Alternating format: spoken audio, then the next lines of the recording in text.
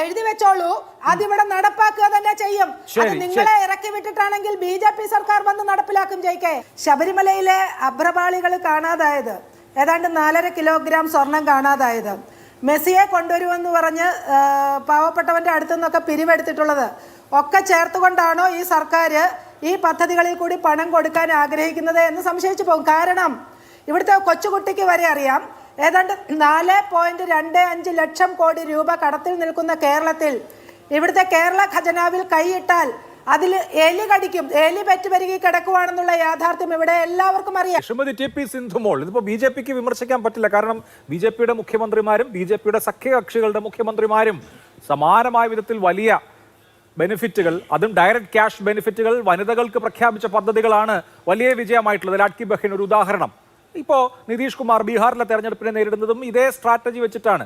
അതുകൊണ്ട് തെരഞ്ഞെടുപ്പിന് മുമ്പ് ഇപ്പോഴാണോ നിങ്ങൾ ഈ ആനുകൂല്യങ്ങളൊക്കെ ജനങ്ങൾക്ക് കൊടുക്കുന്നതെന്നോ കഴിഞ്ഞ 4 കൊല്ലം എന്ത് ചെയ്യുകയായിരുന്നോ എന്നോ ഒന്നും ചോദിക്കാനുള്ള സ്കോപ്പില്ല.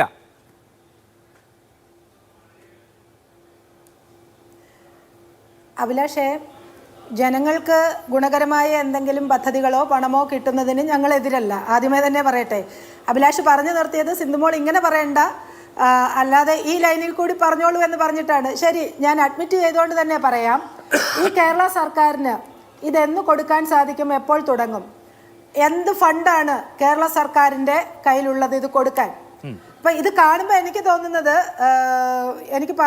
ഞാൻ പറയാൻ ആഗ്രഹിക്കുന്നത് അഭിലാഷേ, ശബരിമലയിലെ അഭ്രപാളികൾ കാണാതായത്, ഏതാണ്ട് 4.5 കിലോഗ്രാം സ്വർണം കാണാതായത്, മെസ്സിയെ കൊണ്ടുവരുമെന്ന് പറഞ്ഞ് പാവപ്പെട്ടവന്റെ അടുത്തു നിന്നൊക്കെ പിരിവെടുത്തിട്ടുള്ളത് ഒക്കെ ചേർത്തുകൊണ്ടാണോ ഈ സർക്കാർ ഈ പദ്ധതികളിൽ കൂടി പണം കൊടുക്കാൻ ആഗ്രഹിക്കുന്നത് എന്ന് സംശയിച്ചു പോകും. കാരണം ഇവിടുത്തെ കൊച്ചുകുട്ടിക്ക് വരെ അറിയാം, ഏതാണ്ട് 4.25 ലക്ഷം കോടി രൂപ കടത്തിൽ നിൽക്കുന്ന കേരളത്തിൽ ഇവിടുത്തെ കേരള ഖജനാവിൽ കൈയിട്ടാൽ അതിൽ എലി കടിക്കും, എലി പെറ്റുപെരുകി കിടക്കുവാണെന്നുള്ള യാഥാർത്ഥ്യം ഇവിടെ എല്ലാവർക്കും അറിയാം.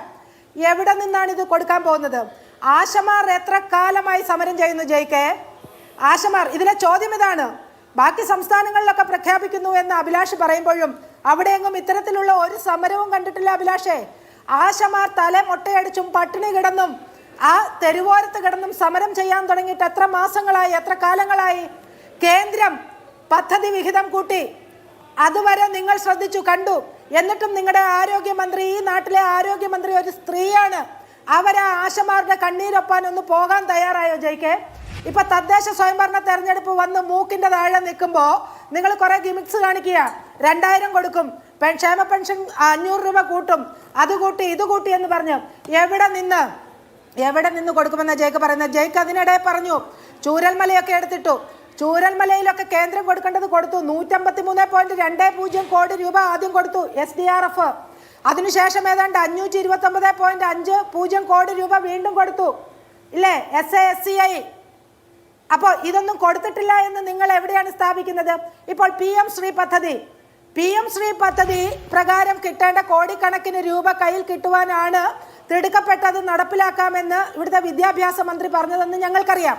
ഇന്നിപ്പം ചില വോട്ടുകൾ മറിഞ്ഞു പോകുമെന്ന്, അല്ല ചില ആളുകളെ പേടിച്ച്, സമസ്തയൊക്കെ പേടിച്ച്, CPI ഒക്കെ പേടിച്ച് നിങ്ങൾ പുറകോട്ട് പോയപ്പോൾ നിങ്ങളുടെ ഇവിടുത്തെ വിദ്യാർത്ഥി സമൂഹത്തോടുള്ള ആത്മാർത്ഥതയില്ലായ്മയാണ് ജയിക്കേത്. ഇവിടെ RSSന്റെ ശാഖ നടത്താനല്ല PM ശ്രീ പദ്ധതി കൊണ്ടുവരാമെന്ന് പറഞ്ഞത്. ഇവിടുത്തെ സ്കൂളുകളെ, അവിടുത്തെ വിദ്യാർത്ഥികളെ, അവരെ സമ്പൂർണമായിട്ടും അവരെ ഏറ്റവും നല്ല രീതിയിലുള്ള വിദ്യാഭ്യാസം നൽകിക്കൊണ്ട് ഏറ്റവും ഉയർന്ന തലത്തിലേക്ക് ഉയർത്തുക എന്നുള്ള താല്പര്യപ്രകാരം ഒരു ജില്ലയിൽ നിന്ന് 2 സ്കൂളുകൾ തെരഞ്ഞെടുക്കാമെന്ന് കേന്ദ്ര ഗവൺമെന്റ് പറഞ്ഞപ്പോൾ നിങ്ങൾ ഇവിടുത്തെ ജയിക്കൊരു വിദ്യാർത്ഥി രാഷ്ട്രീയത്തിൽ കൂടി വന്ന നേതാവല്ലേ? ഇവിടുത്തെ വിദ്യാർത്ഥികളുടെ ചെകിട്ടത്തടിച്ചിരിക്കുക നിങ്ങൾ. പക്ഷെ ഞങ്ങൾക്കറിയാം, ഈ ഇലക്ഷൻ കഴിയുമ്പോൾ നിങ്ങൾ PM ശ്രീ പദ്ധതി താന്ന് പറഞ്ഞ് പുറകെ വരും. NEP എന്ന് പറയുന്നത് NEP 2020 ചർച്ചയിലേക്ക് എന്തുകൊണ്ടാണ് PM ശ്രീയിൽ നിന്ന് പിറകോട്ട് പോയത് എഴുതി വെച്ചോളൂ എന്ന ചർച്ചയിലേക്ക് നമുക്ക് വരാം. ശ്രീ ഹസ്കർ, എഴുതി വെച്ചോളൂ, അതിവിടെ നടപ്പാക്കുക തന്നെ ചെയ്യും. അത് നിങ്ങളെ ഇറക്കി വിട്ടിട്ടാണെങ്കിൽ BJP സർക്കാർ വന്ന് നടപ്പിലാക്കും ജയിക്കെ. ശരി.